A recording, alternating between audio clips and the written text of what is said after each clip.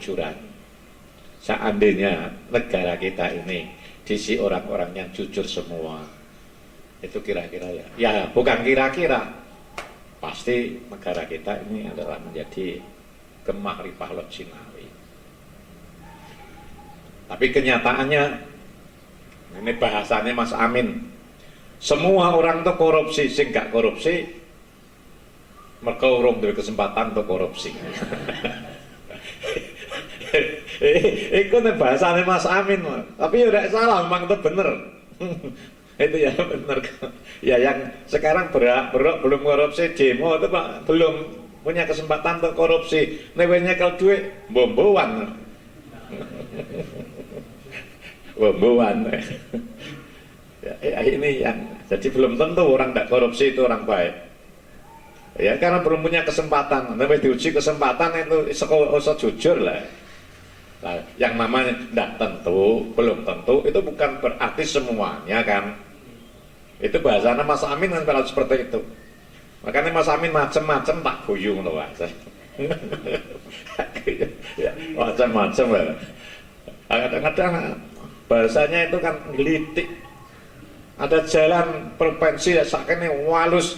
Sekarang Mas Bupati wis nyapal jalan kabeh walus kabeh sesuai dengan slogan waktu kampanye. Jawabannya Mas Amin apa? Iya jalannya sudah dibeli kok, malah saya titipi uang untuk ini kan menyakitkan ya. Kok tidak dijawab? Itu jalan provinsi itu yang aspal itu menggunakan APBN atau APBD Prof. Tapi jawabannya Mas Amin kan enggak. Iya, karena jalannya sudah dibeli. Itu kan lebih menyakitkan lagi. Lalu Mas Amin loh, gawane jabang bayi kan piye kan gitu. Jujur. Jadi nomor 1 kasih sayang, nomor 2 jujur, nomor 3 adalah syukur. Syukur ini ada syakir, ada syakur. Jadi ada syakir, ada syakur. Kalau syakir itu adalah menyukuri kenikmatan yang enak-enak. Kita diberi kesehatan, ini kan enak. Kita diberi rezeki, ini kan enak. Kita diberi hidayah pagi-pagi, bisa ikut ngaji, ini kan satu kenikmatan yang enak. Kita syukuri. Itu namanya syakir. Tapi meskipun ini nikmat, tidak semua orang bisa melakukan hal yang enak ini loh. Aqalilun ibadiyas syakur. Sedikit sekali dari hamba-hamba yang mau syukur. Sehingga doanya Rasulullah ini, Allahumma ja'alni minal qalil. Ya Allah, jadikanlah saya termasuk orang yang sedikit. Siapa orang sedikit? Yaitu sedikit orang yang mau syukur.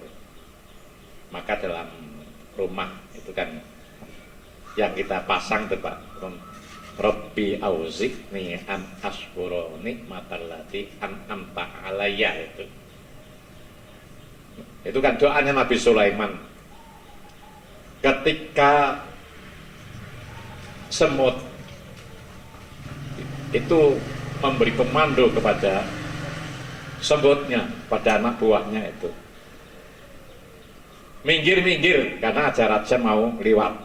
Karena pasukan Nabi Sulaiman mau lewat, semut ini kalau tidak minggir kan kita akan gajahnya. Kabar Nabi Sulaiman itu mendengarkan suara binatang. Apa yang diucapkan oleh semut itu dengar. Nah itu Nabi Sulaiman sangat bersyukur diberi anugerah yang seperti itu. Kalau semut itu mungkin masih bisa kita toleransi ya. Kalau kita mau meniru Nabi Sulaiman, jadi disuruh kita kalau mau makan yang dirubung semut itu kita tok itu semut itu kan kembali ke tempatnya. Tapi kalau nyamuk gimana ya? Nek dikurak ya orang arah bisa Pak Tom. Padahal orang-orang yang punya sifat rahim, sifat kasih sayang, itu kan terhadap semua binatang. kecuali binatang yang binatang buas.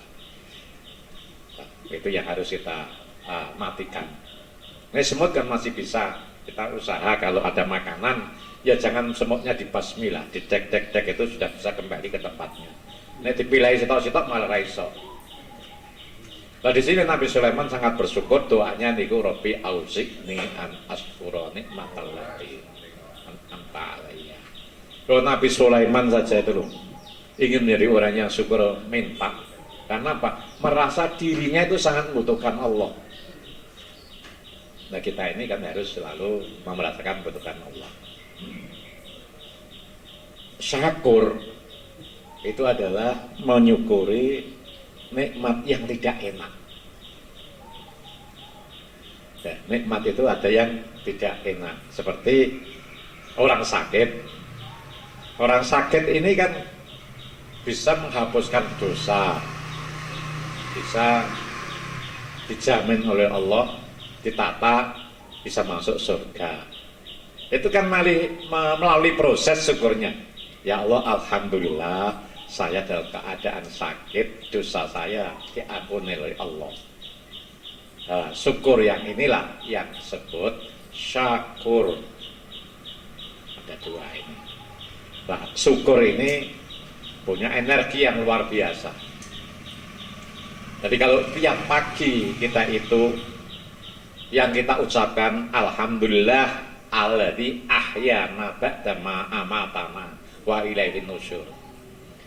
Ketika mengucapkan alhamdulillah itu merasa hari ini saya adalah orang yang paling beruntung. Itu punya energi yang luar biasa. Maka sehari itulah kita akan menjadi orang yang sangat beruntung. Sebaliknya, kalau pagi-pagi kita sudah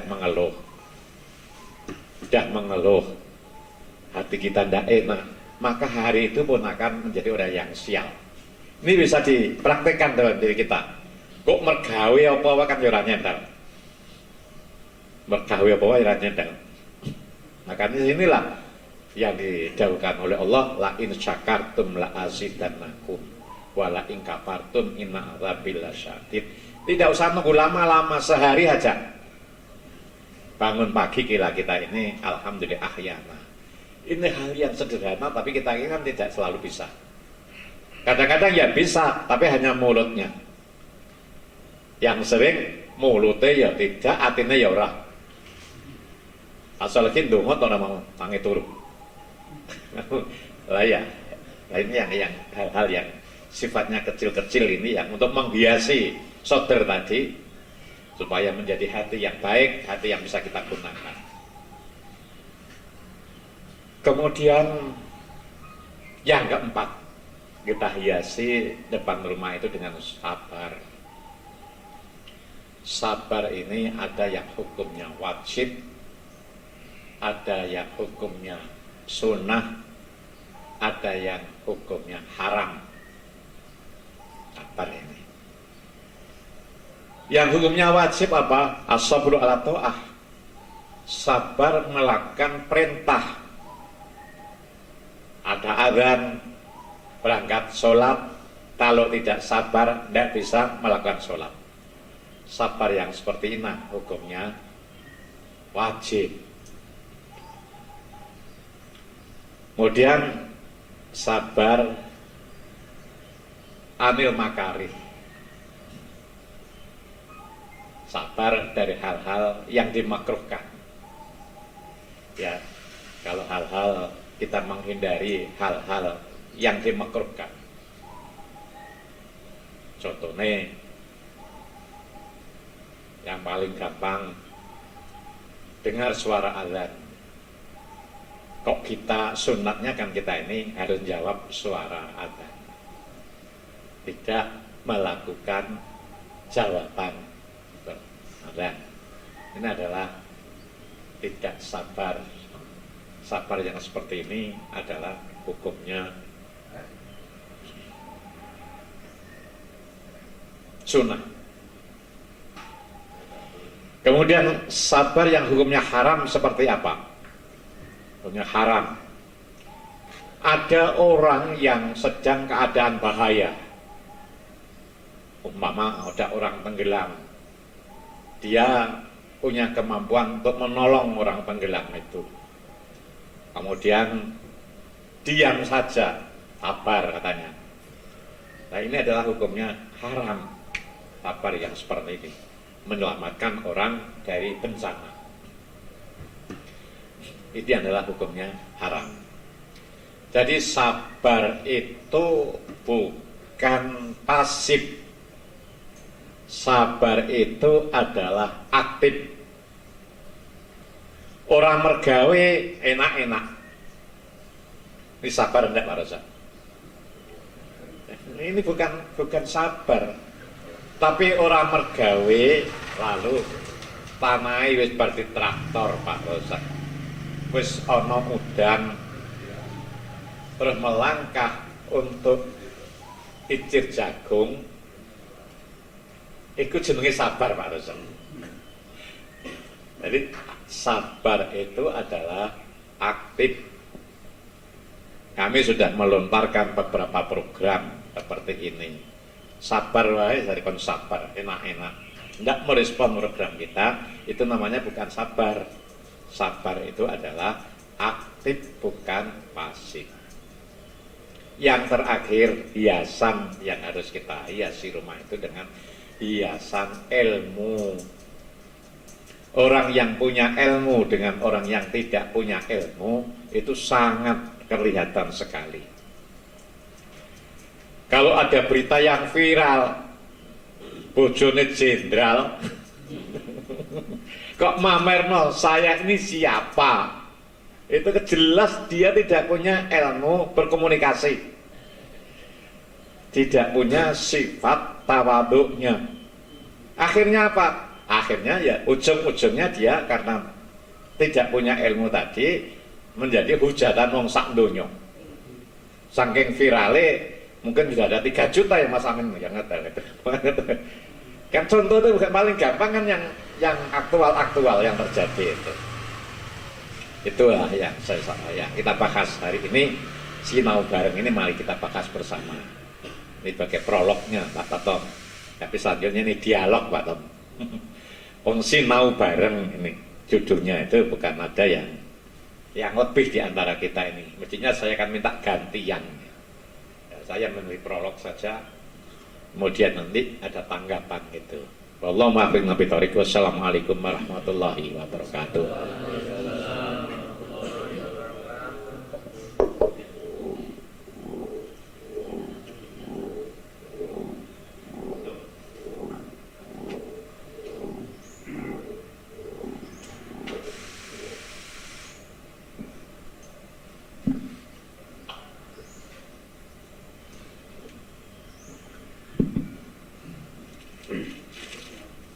Berikutnya, seperti biasa, sebelumnya mohon maaf, terima kasih.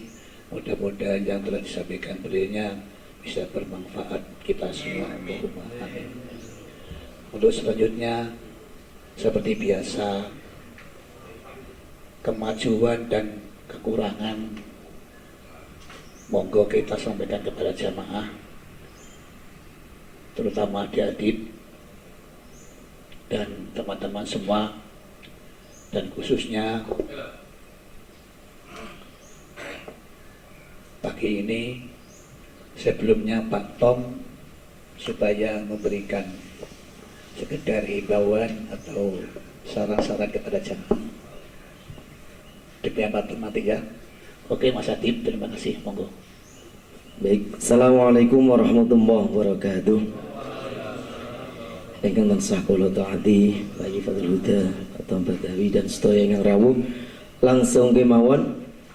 Sebelum saya melaporkan progres untuk kandang chopper, saya ingin bertanya kepada Yai Fadlul Huda atau Pak Tom terkait dengan ada sebuah artikel kaitannya dengan hati juga ini kayaknya, yang dikarang oleh Ibnu Qayyim. Beliaunya menukil sebuah kalimat seperti itu, Yai.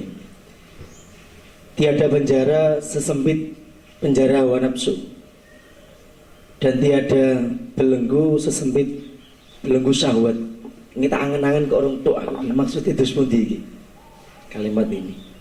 Yang kedua terkait dengan progres kandang, alhamdulillah sudah nyampe kurang lebih 90% lah untuk atap mulai atas, kemudian samping, bawah ini tinggal sekam. Setelah itu perlengkapan untuk ayam seperti buat minum dan yang sebagainya. Namun kemarin kita tinjau, kita lihat sama komandan kita Pak Amin itu, wah ini sampai saya gagal fokus LNWA-nya ya Huda. Ternyata yang sebelah selatan itu kalau hujan ya masuk airnya, sehingga ayam akan sangat kedinginan. Yang nanti perlu ada rehab ulang untuk menata, bukan totalitas tapi ada beberapa titik yang harus ditambah, karena ada juga kesalahan sedikit terkait dengan gambar yang sudah kita rencanakan.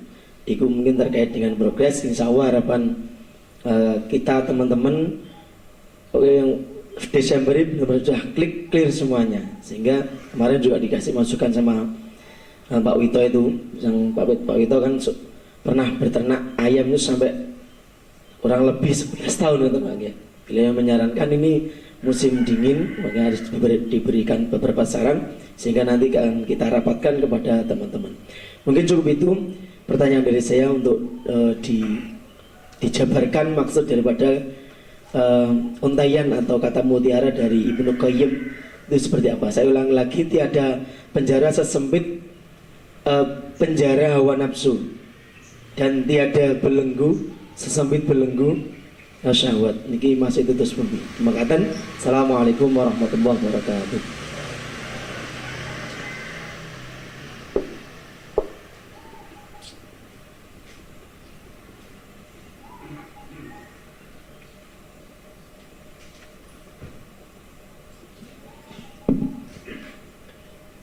Ya, terima kasih. Selanjutnya Bapak-bapak, Pak Rowi, Pak Kastari, barangkali ada usulan-usulan selain ini, nanti bisa dijawab.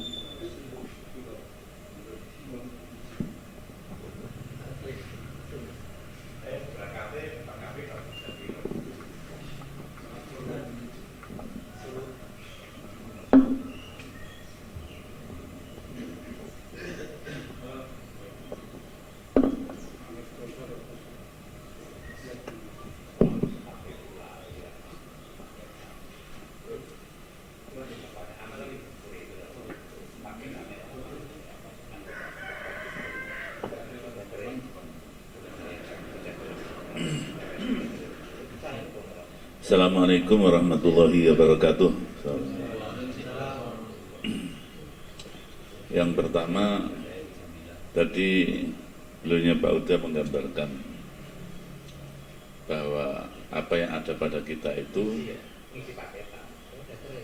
dilihat dari rumah, halaman, ruang kamar, sampai dengan barang kas kan itu. Nah, kalau kita melihat fisik itu aja ya, mesti rumah, halaman, rangkas, kamar, mesti beda-beda. Ada yang senang sempit, ada yang senang luas, ada yang senang penghijauan, ada yang senang tanpa penghijauan. Berarti kesukaan orang itu beda-beda. Tapi kalau dimasukkan di dalam perilaku kita, gambaran kita dari 4 hal tadi, seharusnya kita tidak menggambarkan betapa bedanya secara fisik. Kalau dinisbatkan itu adalah rumah kita, tapi seharusnya kita berusaha untuk bisa menjadi hal-hal tadi jujur dan sebagainya. Nampaknya apa yang disampaikan oleh Romo Yai Huda tadi adalah kita mesti setuju semua, senang semua dan berharap semua. Tetapi apa yang disampaikan oleh penyampaian tadi dengan adanya belenggu nafsu, dengan adanya penjara dan sebagainya, itu adalah mungkin ada hubungannya dengan itu.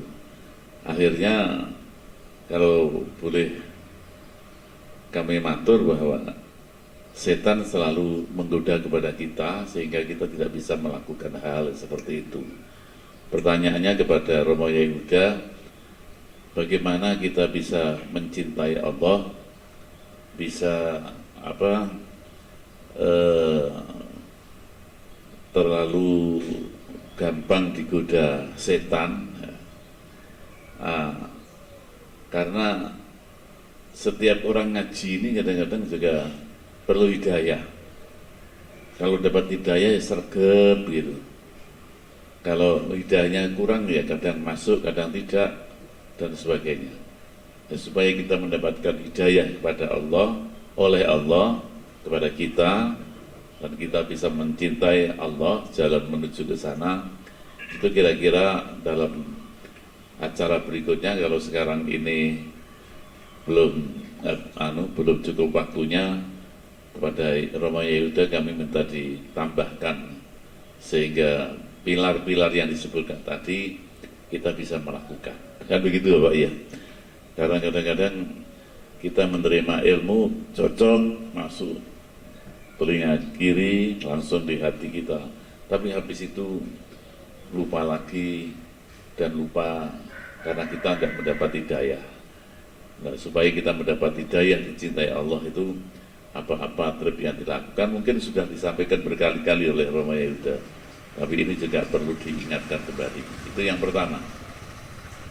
Yang kedua, persiapan ke Solo. Tadi Romo Yai Huda menyampaikan bahwa kita semua jamaah ini hampir diwajibkan untuk bisa ikut, ya, dengan segala kesulitan kita, kesibukan kita, kalau bisa kita prioritaskan untuk ikut. Karena begitu cocoknya Yai Huda dengan ahli bait Habib Novel itu, dan berkahnya juga banyak yang tentunya kita berharap semua, maka kami menghimbau dengan bis 40 ini, orang dalam satu bis itu jangan sampai ada yang kosong, walaupun tanggal 24 ini sampai dengan Desember itu diberlakukan PPKM jilid berapa? PPKM 3. Itu berarti kan lebih diketati lagi. Tapi insya Allah karena kita satu bis dan sulit untuk tidak mepet, maka itu tidak ada masalah, cuma masker dan sebagainya itu tetap kita utamakan. Kemudian Romo Yai Huda juga menyampaikan kalau perlu dengan istri supaya barokahnya tambah gitu. Bagi yang punya istri, yang perlu, yang bisa ada waktu. Karena pelaksananya itu besok hari Jumat tanggal 10, berarti sekarang mulai persiapan, waktunya tidak lama lagi gitu. Karena itu perkenankan nanti sesampai di sini Pak Kartono siap untuk mendaftar siapa yang ikut dan siapa dengan istri. Kami juga siap untuk mendaftar. Kalau dengan istri, dengan harapan kalau nanti sudah lebih 40 mungkin istrinya itu kedua gitu ya. Artinya yang pertama adalah kita sendiri, kalau ada kosongan adalah yang ibu-ibunya. Dan kalau ada yang kosong lagi, kami diminta oleh Romo Yai Huda, kami akan mengikutkan ustadz-ustadzah kami di bus itu, hanya beberapa orang untuk bisa mencukupi sehingga betul-betul, karena bis ini adalah bis rezeki kita, ada bantuan tanpa harus bayar sedikit pun. Kita hanya bawa sangu untuk bekal kita sendiri. Kalau ketika tidak ada makan atau kemudian terlambat atau kita merasa kepingin beli-beli sendiri, ya itu mesti bawa samu sendiri. Insya Allah tidak terlalu banyak kebutuhannya, hanya fantasi masuk rumah kok saya kotong gitu ya. Terus perlu diketahui bahwa kita di sana itu hanya niat untuk apa? Untuk ngaji ya. Ngaji Jumat Kliwonan. Ini sama dengan di Tulungagung. Tulungagung ya Jumat Kliwon, tapi malam Jumat Kliwon. Di sana adalah khususiyah, tapi kalau di Habib Novel ini enggak khususiyah tapi pengajian. Umum yang banyak adalah orang dari luar-luar kota sampai Lombok, NTB, NTT itu banyak ke sana. Karena itu kemungkinannya tidak akan bermalam. Kalau bermalam kan di samping repot, ya biaya tambah gitu ya. Jadi supaya tidak terlalu kesel, bagaimana kalau kita berangkat itu sebelum Jumat. Jadi nanti perjalanan itu Jumatan itu di jalan, sehingga di sana itu nanti asar, berasar gitu sudah nyampe kalau tidak ada halangan, lancar gitu. Sehingga kita bisa persiapan karena pengajiannya itu dimulai habis Isya jam 7 sampai setengah 10 malam, 9 sampai setengah 10 malam. Lah itu kita bisa menikmati di sekitarnya itu kalau kita berangkat agak awal. Mungkin di sana itu ya udah mampir di Sarangan umpama, atau mungkin sebelum ngaji mampir di pasar pasar Klewer umpama. Itu daripada sama-sama. Kalau habis Jumat itu, habis Jumatan sholat itu kan ngelewer waktunya ya. Kadang-kadang jam 1 itu tidak bisa, karena khutbahnya kadang-kadang masing-masing masjid lama, belum penjenengan berangkat dari rumah ke sini. Jadi kemungkinannya kalau kita berangkat siap-siap pagi, jam 9, 10 berangkat begitu, lumayan kita bisa lebih tepat waktu. Dan sekali lagi setelah pengajian di sana juga ada tempat tidur dan sebagainya, tapi kita rencanakan terus balik. Karena itu manfaatkan tidur nanti di Hotel Bandung ya. Yaitu Hotel Bandung itu yang dari Solo adalah Hotel Bandludung gitu ya. Jadi di mana di bis itu nanti kita tidur gitu ya. Dan insya Allah pagi-pagi sudah nyampe Sabtu pagi. Perjalanan 6 jam, kalau jam 10 kita pulang, insya Allah subuh sudah ada di Tuban, Bali. Insya Allah dengan kita rasa senang, kemudian kita melatih diri kita untuk sehat, insya Allah kita banyak mendapatkan berkah. Allahumma amin. Kurang lebihnya demikian. Sekali lagi kami tunggu ikut sertaannya yang banyak dari Mas Kartono, dari jamaah yang sepuh-sepuh juga bisa mendaftar ke kami. Dan kalau sudah mendaftar, tolong diukur, mudah-mudahan tidak ada udur ya, sehingga benar-benar apa yang sudah didaftarkan itu tidak pada saatnya itu ada perubahan-perubahan. Mudah-mudahan demikian kurang lebihnya. Pak Dom, mohon maaf, terima kasih. Assalamualaikum warahmatullahi wabarakatuh.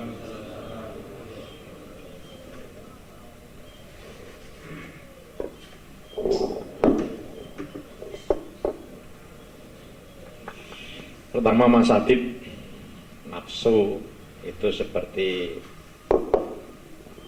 penjara yang paling sempit.